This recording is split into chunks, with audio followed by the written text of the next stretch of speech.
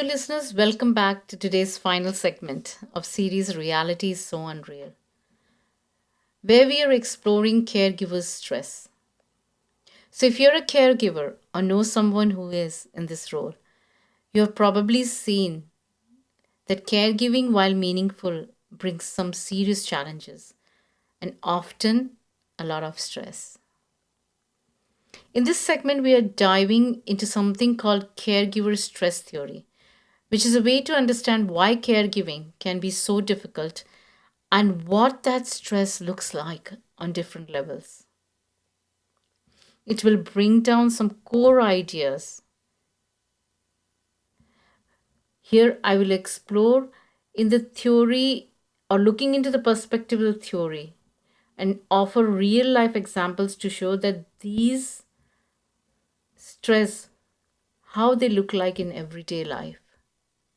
So, by the end of today's episode or segment, I hope you will have a new tool to better understand caregiver stress and appreciate same, and some practical coping ideas, and maybe even feel a little less alone in the experience. So, let's start with something called role theory, which is a huge part of caregiver stress theory. So, listeners, role theory suggests that each of us takes on different roles in life: parent, employee, friend, and sometimes these roles conflict. In caregiving, role strain happens when the responsibilities of caregiving start to interfere with other tools or other roles that you're managing. Imagine a single mom who's also caring for her elderly father who had a stroke. She's working a full time job, parenting her children, and managing her dad's health. Now, this could be a single dad who's caring for his elderly father who suffers with a serious medical condition. He's juggling with a full time job, he's parenting his children, and managing all these situations. Now, if he or she takes time for herself or himself, the caregiver is worried about neglecting her dad and spending too much time caregiving. Now, this shift, though it might look, could be for a very brief moment or space of time, that is, for the period of the caregiving role, till this caregiver needs that support system, but still can have a substantial effect on this person's health. Now, this is a classic role strain that caregivers feel like there's just no way to do it all, but they want to do it all.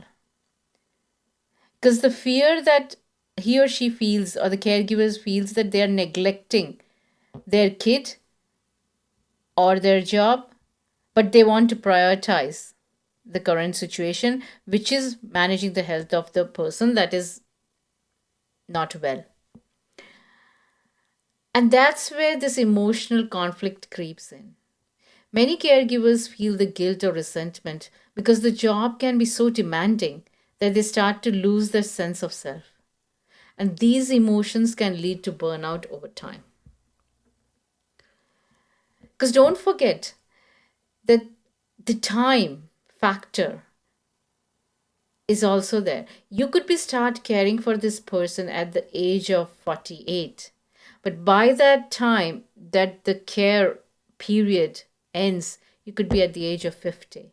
So you have your soul life or soul purpose zoned on for that period of time. Now, the other model is the stress process model.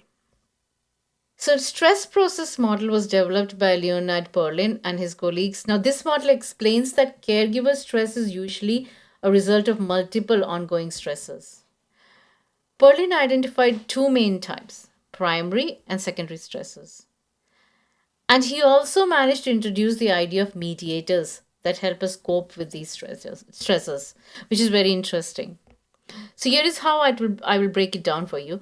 So primary stressors are the immediate daily task which is involved in caregiving. Let's say you are taking care of a spouse with Alzheimer's.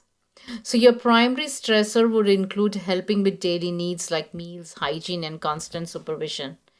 Then we have a secondary stressor, which are the added pressures caused by caregiving, like financial strain, lack of social time, or even conflict with family members about caregiving responsibilities.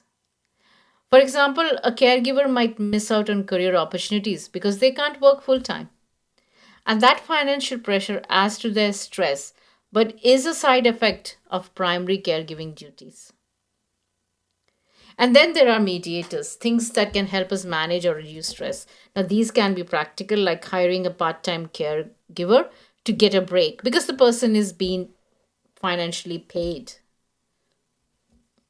or emotional factors like finding a support group. Now, without these mediators, caregivers have a much harder time managing both primary and secondary stresses. The more access caregivers have to support, the more they can buffer themselves against burnout. Let's move to caregiver burden framework, which divides stress into two main areas: objective burden and subjective burden. Think of objective burden as the actual task of caregiving, the physical work, the hours spent, and the financial expenses involved. Subjective burden, on the other hand, is the personal toll caregiving takes, like feelings of isolation or sadness. For example, let's say you're caring for a child with special needs. Your objective burden includes tasks like attending doctor's appointments, managing therapies, and coordinating school meetings.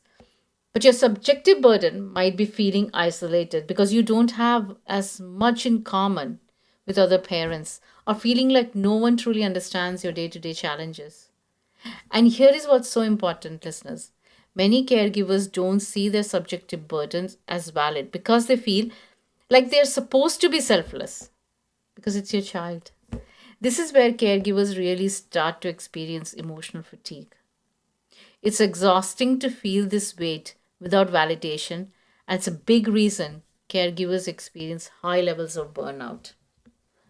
Now, one very helpful model in caregiving stress theory is the transactional model of stress and coping. It was developed by Lazarus and Folkman, and anybody who has done psychology or who is in the role of nursing and caregiving would have come across this model.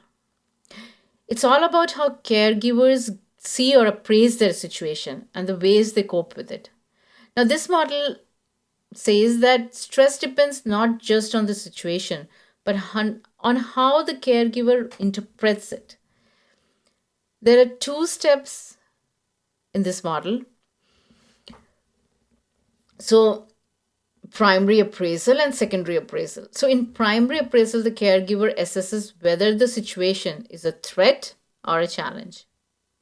Let's say a caregiver suddenly has to manage their partner's unexpected surgery and recovery. In that primary appraisal, they might think, this is a huge threat to my life and routine. While in secondary appraisal, they assess their resources and decide if they have what they need to cope. If they feel underprepared or unsupported, stress becomes skyrocket. The transactional model emphasizes that effective coping mechanism can help caregivers manage their stress, even when things feel overwhelming. If a caregiver feels confident in their coping abilities, they are less likely to feel overwhelmed by the daily demands. Simple practices like taking short breaks, finding a mediation or a meditation practice, or getting organized with lists can make a significant difference. Now, transactional model of stress and coping. Um, this is what is very evident in practice in geriatric services. So, in geriatric services, or say in the care of elderly settings like a nursing home, the transactional model of caregiving is emphasized through an interaction between caregiver and a resident. So a caregiver could be a nurse, and the resident could be a resident who is in this early stage of dementia. So the model emphasizes the dynamic exchange between caregivers and residents, which is focused on building trust and fostering engagement. I'm not going to look into how they do it because that's beyond the scope of this episode, but we can look into it at a very later segment, and I can create a segment just basically around how people in geriatric services do what they do on day-to-day basis, 39 or 37.5 hours a week, and how fulfilling and meaningful the service is. Now, another important piece of caregiver stress theory is conservation of resources theory. It's created by psychologist Stephen Hopford. Now, this theory is all about resources, how caregivers feel stress when they're losing more resources than they can gain. In this theory, resources could mean energy, money, emotional stability, or even social support. Imagine a caregiver who's managing care of their spouse while working full time and raising two kids. Every day they are spending time, energy, and emotional resources on caregiving without much chance to recharge. So, Hopford's theory suggests that when a caregiver keeps losing resources without ways to replenishing them, stress accumulates and can become overwhelming. One example of this would be caregiver who's unable to take time for social activities. Social support is a major resource that helps people manage stress, and without it, they may feel isolated. And this ongoing loss without gain can lead to severe stress.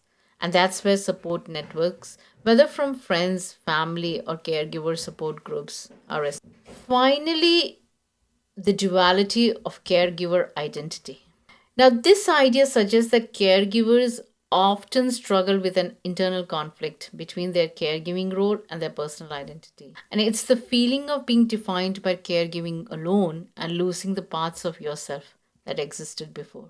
This duality can be a very big stressor because over time, listeners, caregivers may feel like they are just a caregiver, as if they have lost their individual identity.